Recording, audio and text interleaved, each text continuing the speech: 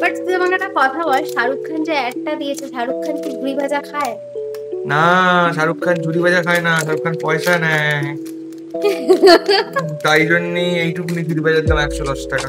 ওই যে কি নাম জানি, আরে ওই মন্দনা মন্দনা মন্দনা না। লঞ্চে করে, হুম। লঞ্চে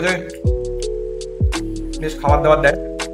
hello, good morning, welcome back to our channel to a new mini ব্লগই বলবো, কারণ এই ব্লগটা দেখলেই সেটা তোমরা বুঝতে পারবে যে কারণটা কি।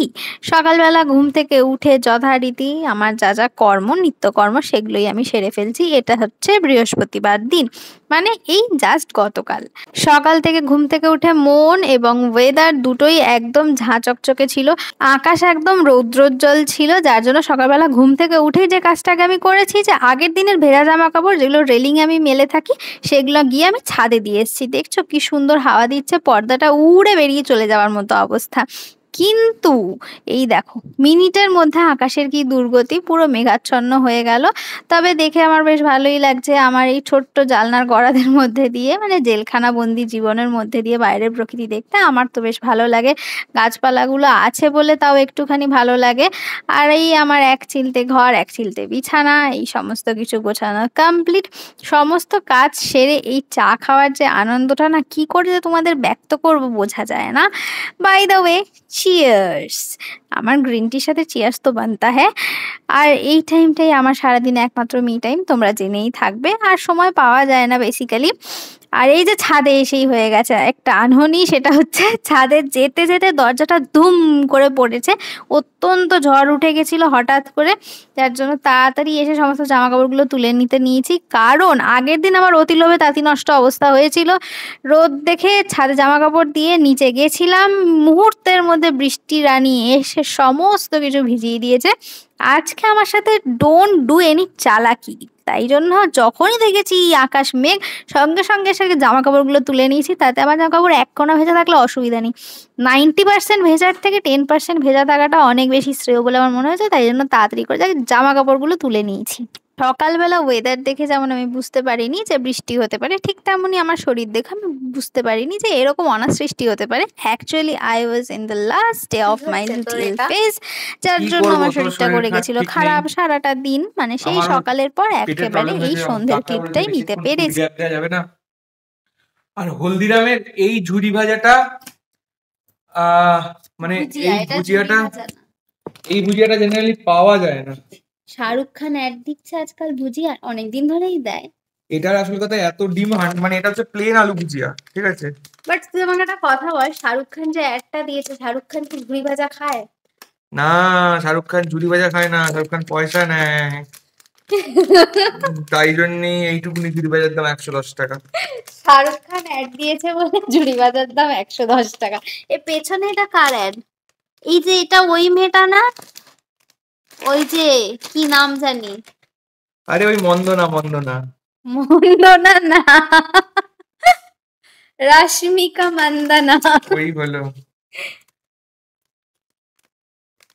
আর পেছনে ওই যে ওই অজন্তার জুতোর প্যাকেটটাকে তোমরা একটু ইগনোর করো।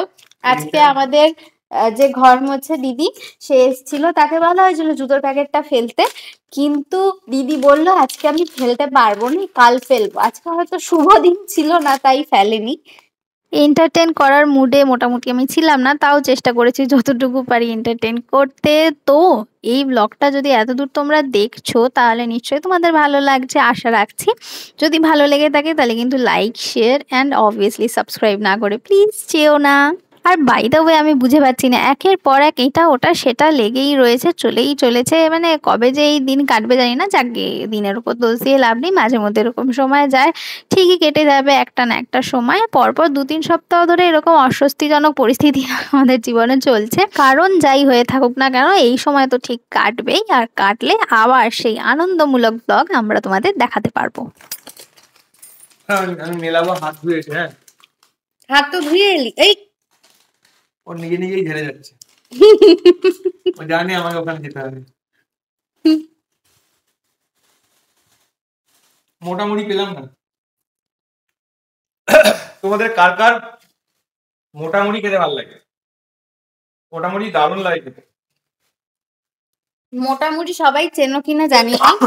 মোটামুটি হচ্ছে এক ধরনের মুড়ি, অবশ্যই মুড়ি তো মুড়িই হতা হয়, কিন্তু এটা মোটামুড়ির ডেফিনেশন আমি ঠিক জানি না, কিন্তু আমি মোটামুড়ি খেতে ভালোবাসি। এইটুকুনি খাই, ব্যাস ব্যাস দাঁড়া, এইটুকু থাক, যদি লাগে আবার দেবো। এইটা রোগা মুড়ি, কিন্তু মোটামুড়ি আমি খেতে ভালোবাসি। মোটামুড়িটা এখানে পাওয়া যায় না, ইচ্ছাপুরে পাওয়া যায়। এই মোটামুড়ির ডেফিনেশন কি? Fatty puffed rice. চুপ কর, ফালতু ফালতু কথা খালি। এই বাদার দিয়ে এটা বাঁধতে হবে। ওই যে তোর একটু বাঁধার কাজটা কর অ্যাটলিস্ট, আমি সব মিলিয়ে টুলিয়ে দিচ্ছি। ঠিক আছে, এইটা তো জিপলক ব্যাগ, এটা তো আবার বাদার খেছে। এই ঝুড়ি ভাজা কম দিবি,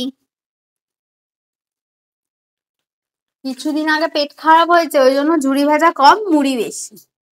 ঠিক আছে, হ্যাঁ ব্যাস, আর না। সুন্দরবন যাওয়ার ইচ্ছা? অনেকদিন না গেলে হবে না। লঞ্চে করে, লঞ্চে বেশ খাবার দাবার দেয়। ইলিশ উৎসব হচ্ছে সুন্দরবনে। ইলিশের প্রতি আমাদের ঝোঁক নেই। আমার তো আছে। সব মুড়ি তুই খাস না, আমাকে দে খেতে। দাড়িতে ঝুড়ি ভাজাটা দাড়ি থেকে খসে বিছানায় ফেলবি। খা, তা ফোনটা ধর, বাঁ হাতে ধর, নিজের ফোনটা রাখ, সবসময় খালি ফোনের সাথে সাথে থাকে।